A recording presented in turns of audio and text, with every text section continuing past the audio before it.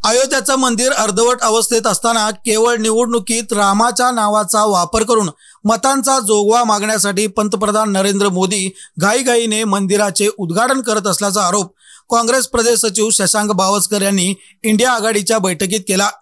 महात्मा गांधींना अभिप्रेत असणारी राज्यघटना डॉक्टर बाबासाहेब आंबेडकरांनी तयार केली आणि शेवटच्या घटकाला स्वतःच्या पायावर जगण्याचा अधिकार दिला। पण आज या देशाची सर्व अर्थव्यवस्था धनदांडग्यांच्या खिशात घालण्याचं काम चालू आहे।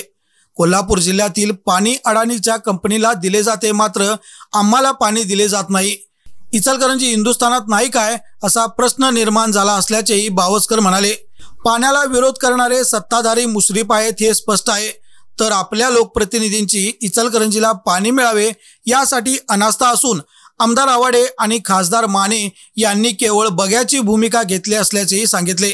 स्वाभिमानी शेतकरी संघटनेचे माजी खासदार राजू शेट्टी यांनी लोकसभा निवडणूक स्वबळावर लढण्याचा निर्णय घेतल्यामुळे इंडिया आघाडी त्यांच्या मागे फरफटत जाणार नाही। आघाडीमार्फत जो उमेदवार देईल त्याच्या पाठीशी ठामपणे राहण्याचा निर्धार काँग्रेस भवन येथे झालेल्या इंडिया आघाडीच्या बैठकीत व्यक्त करण्यात आला।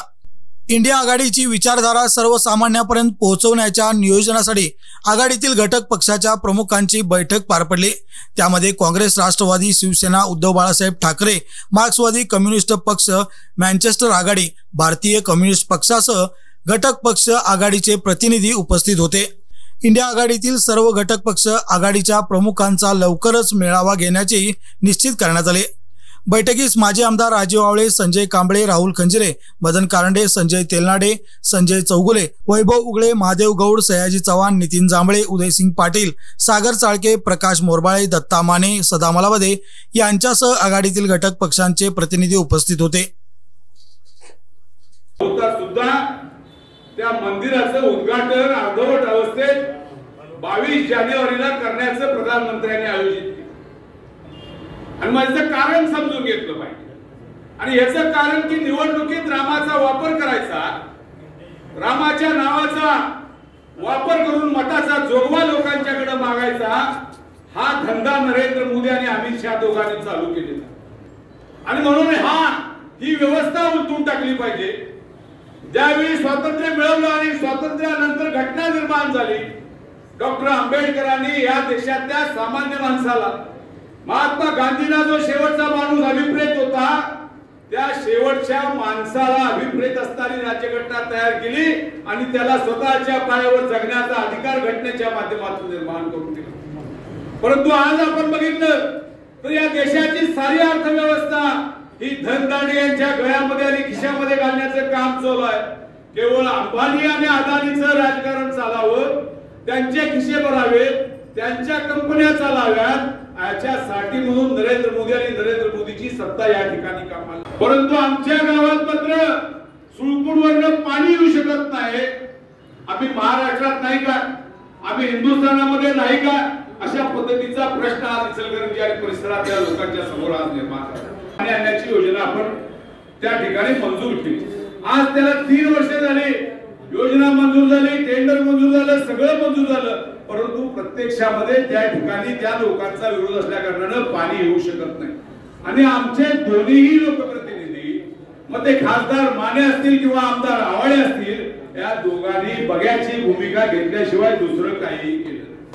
परवा आमदार चंद्रकांत दादा पाटील या ठिकाणी एक्सपोजरला भेट देण्यासाठी आले होते आणि तिथे भेट देताना आमच्या कृती समितीतले काही लोक त्यांना भेटले। त्यांनी सांगितलं की आम्हाला एक बैठक मुख्यमंत्र्यांच्या बरोबर तुम्ही लावून द्या।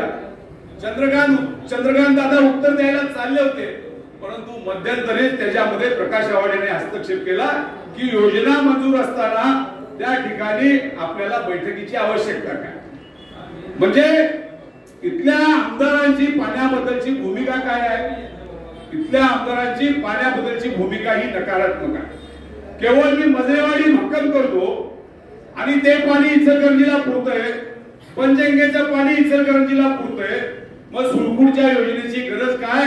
सुळकुडच्या योजनेला बगल देण्यासाठी आमदार आवाडे हे सातत्याने अशा पद्धतीचे बेलगाम वक्तव्य करतात। जाहीर भाषणात सुद्धा सांगितलं की 1 दिवसाआड आम्ही पाणी देतो, पॅम्पलेट सुद्धा वाटले, पॅम्पलेट सुद्धा घरोघरी पोहोचवले, परंतु वस्तुस्थिती काय? 1 दिवसाआड पाणी आपल्याला आलं काय?